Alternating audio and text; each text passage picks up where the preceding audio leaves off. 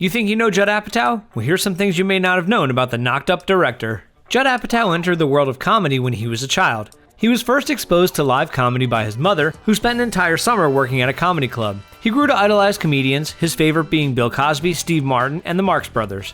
Apatow's first job in the comedy business was working at the Long Island East Side Comedy Club as a dishwasher. While still in high school, Apatow hosted a radio show called Comedy Show on the school station. He used the station as a means of meeting comedians. Apatow managed to interview and learn from Howard Stern, John Candy, Jerry Seinfeld, and Steve Allen, among others. Apatow moved to Los Angeles after graduating high school to enroll in the screenwriting program offered by the University of Southern California.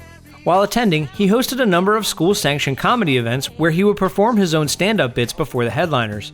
Apatow dropped out of college in his sophomore year, upon which he moved in with fellow burgeoning stand-up comic Adam Sandler. After Sandler took a job on Saturday Night Live, he continued to pay his portion of the rent in LA after moving to New York in case it didn't work out, but he never came back. He also left all of his belongings behind, some of which Apatow still has to this day.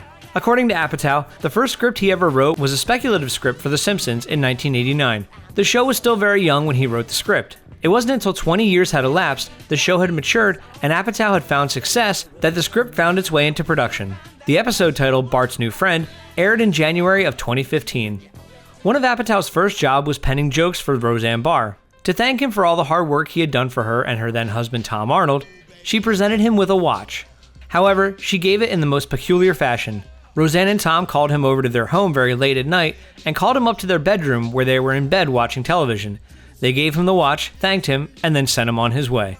When asked about his canceled show, Freaks and Geeks, he admits that most of what he had done with his career since the show's cancellation is revenge against those who chose to cancel it. Quote, "Everything I've done, in a way, is revenge for the people who canceled Freaks and Geeks.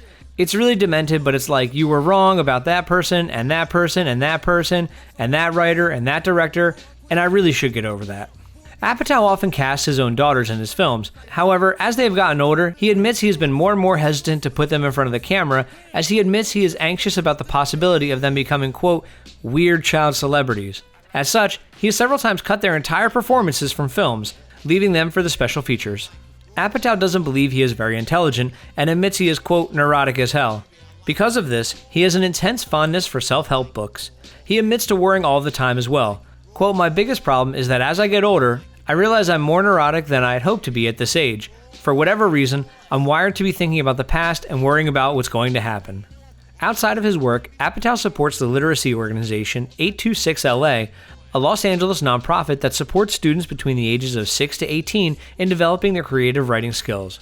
Additionally, Apatow supports the Bogart Pediatric Cancer Research Program and Children's Cancer Research Center.